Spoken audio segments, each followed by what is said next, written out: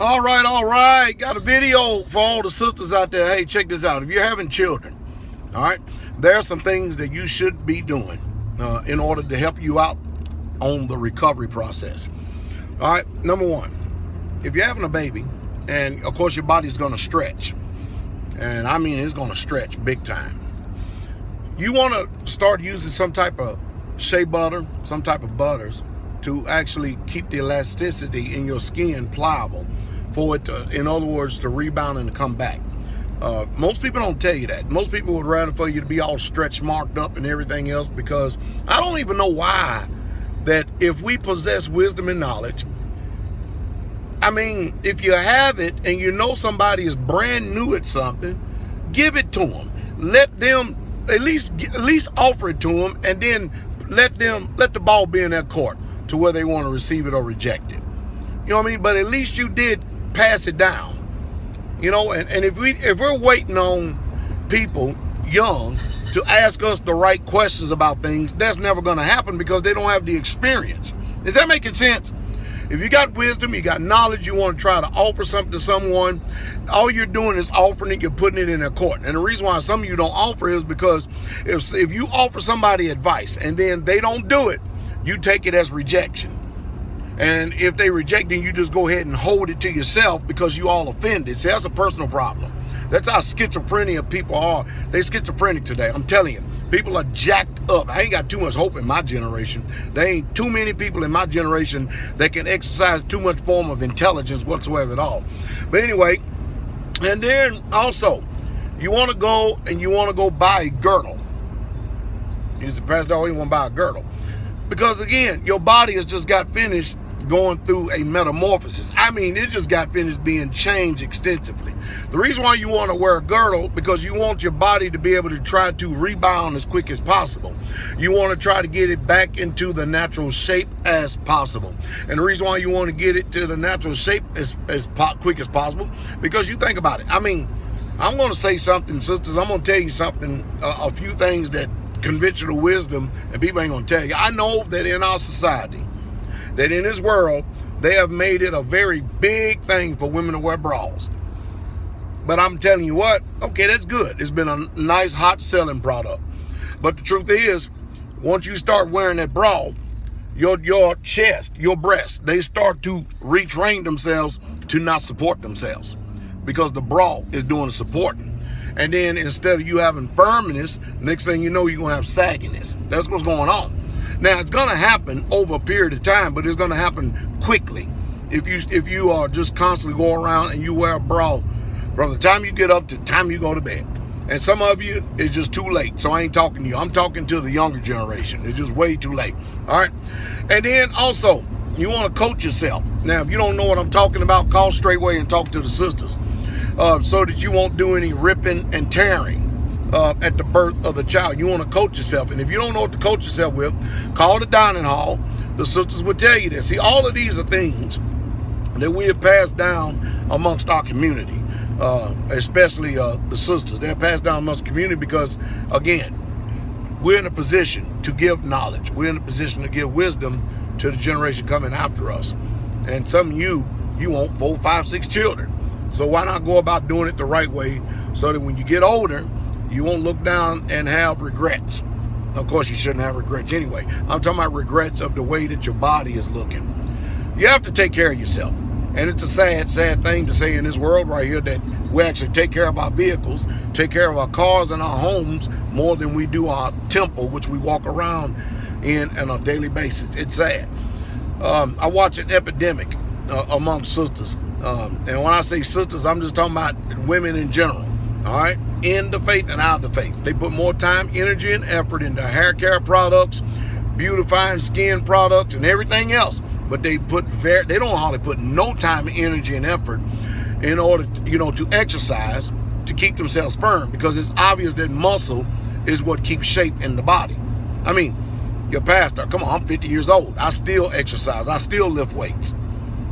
Because if I don't, I know exactly what's going to happen. I have reasons too. I do it because I work hard and I have a hard job to do, especially when you're dealing with concrete. All right. But farm work is hard in itself. But I also do it so I can actually get a lot of ease and have a lot of ease on my muscles and my joints and stuff, from all those years of jumping out of planes. But I tell you what, it sure is nice, and you feel better about yourself when you're in shape than when you do when you're out of shape. Again, we got a backward society. Everybody's looking for a wonder drug or a miracle pill for everything, and nobody wants to put in the time, the energy, and the effort, but everybody wants to reap the benefits of what it's like to be in shape, but they don't want to sacrifice and do what it takes to be in shape. You know, you were designed to move. Did you know that? You were designed actually to move. And we got a man in the ministry by the name of Brother Dan. Man, if you saw this man, the way he works at 60-something years old, he would literally run circles around any teenager or any 20-year-old on a daily basis. You know why? Because he don't stop moving.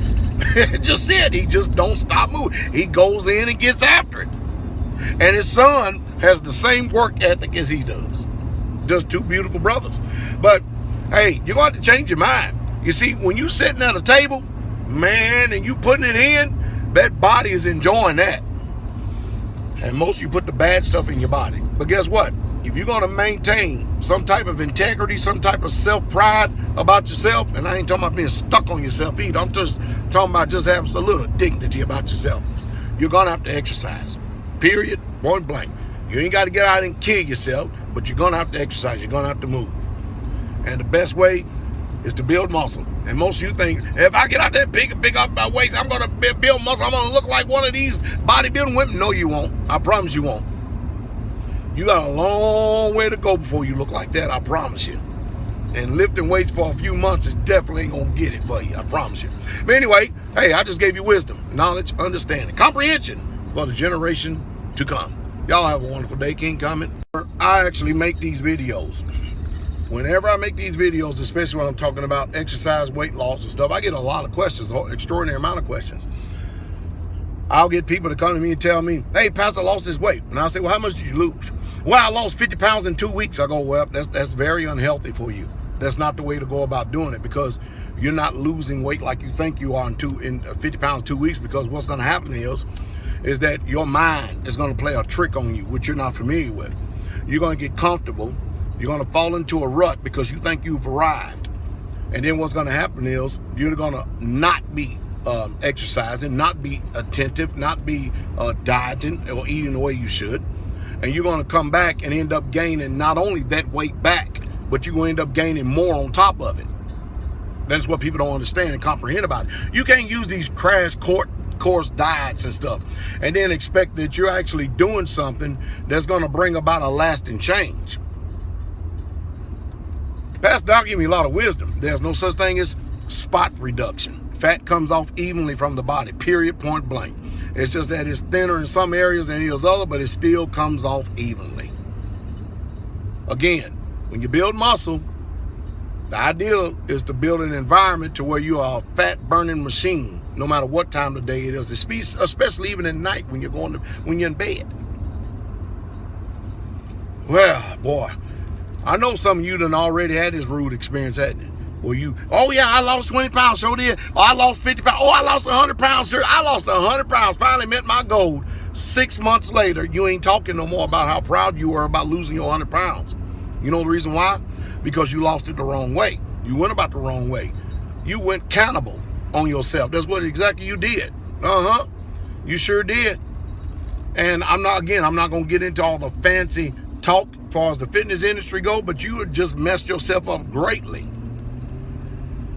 And all you've done is mess yourself up and set yourself up for failure to be able to gain the weight back plus some. And that's just the truth. And now it's going to become even more difficult to lose it. You know, if you're losing, let me see, if you're losing 4 or 5 pounds a month, you know that's actually pretty healthy. That's actually pretty healthy. You might be able to do 10, but that depends on the intensity training, the level of intensity. Anyway, I think I done said enough to either encourage you or disgust you. Either way it goes, I mean, people stay mad at me anyway. Have a good day.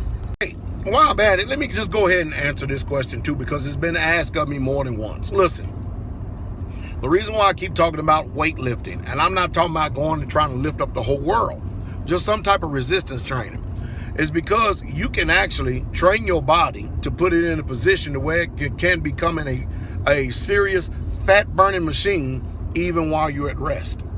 But hey, in everything in his life, for instance, without me going into metabolic and all the other superlatives that you can use in the fitness industry or something like that, let me just go ahead and make it easy for you. You got 100,000 books out there on diet and losing weight, and I'm gonna give you the secret: eat less, exercise more, but learn how to eat the right things and the right time.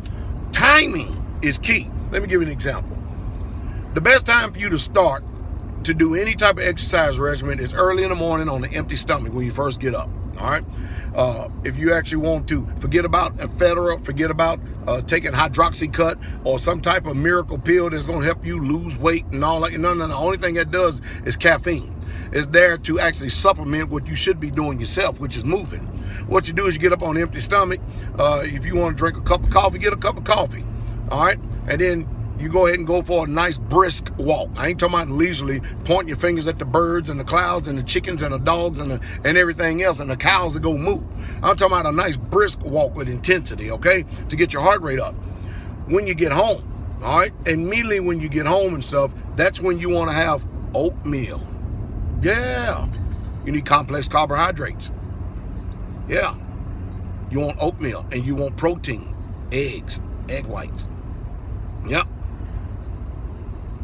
And that's when you want to eat. You don't want to eat in the morning on an empty stomach and then exercise afterwards. You're defeating the purpose.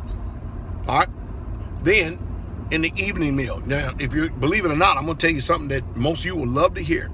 Did you know in order to lose weight, you got to drink a lot of water, and watch this, you have to actually eat more? Somebody said, what, Pastor? Yeah, you have to actually eat more. But see, when I say eat more, the way some of you conditioned and trained, you think you can eat more honey buns, more Little Debbie's, more snacks, more. You can just think, oh, man, Pastor, I said I could eat more. And you're going to end up looking like one of these beach whales, too. No. When I mean eat more in order to lose weight, I mean, I'm doing it now. I'm doing it now. I think I'm just about over my injury that I did when I fell off a trailer. But you know what you want to eat more of? Again, in the morning, immediately after you get finished working out, you want oatmeal, you want some type of protein. I usually eat oatmeal and eggs and some type of whey isolate. That's it. You don't need all this other stuff. I'll pump you up, and this jug over here and this jug. You're getting ready to waste a lot of money. That's what you're getting ready to do. You know how I know that? Because I wasted a lot of money. All right? But then what you want to do is you want to go to a diet of meat and green leafy vegetables, because they have your micronutrients in it, what your body needs. Meat and green leafy vegetables. And you want to eat 3 or 4 of those meals, small meals, along with some type of fruit. Banana, apple, oranges, something like that. The bananas, the apples, the oranges, they're the one that will give you that diamond cut. That would actually, make the fat disappear from the skin, directly underneath the skin. All right. And then what you want to do is about 45 minutes, 30 to 45 minutes before you work out is when you actually want to eat your last, a meal, a dinner meal, before you work out, because you need the energy in order to go into another workout. If you're going to work out twice, like do cardio in the morning and weightlifting in the evening, or either vice versa, makes no difference. Or if you're working out, all right, the only time you want to do cardio is after you have done a weightlifting program, because you don't want to reverse at everything that you're already doing. Most of you are doing all this stuff, you're doing all this stuff and you never see any results. I can sit up here and go to the gym in 2 months and look like I've been in the gym for the last 5 years, because it's all about diet and timing, knowing how to eat, when to eat and what to eat, and drinking good, clean water. That's what it's about. But see, all this, I'm giving you what other people go out and pay for. They pay for knowledge like this all the time. I'm just not being fancy with the words. I'm just giving you the skinny, straight up the way it is. You want to follow it, follow it. You don't, make no difference to me. Makes no difference to me. But anyway, you just heard the truth straight way. I hope I helped you all out some way, somehow. And that's the truth. Y'all have a wonderful day. King coming.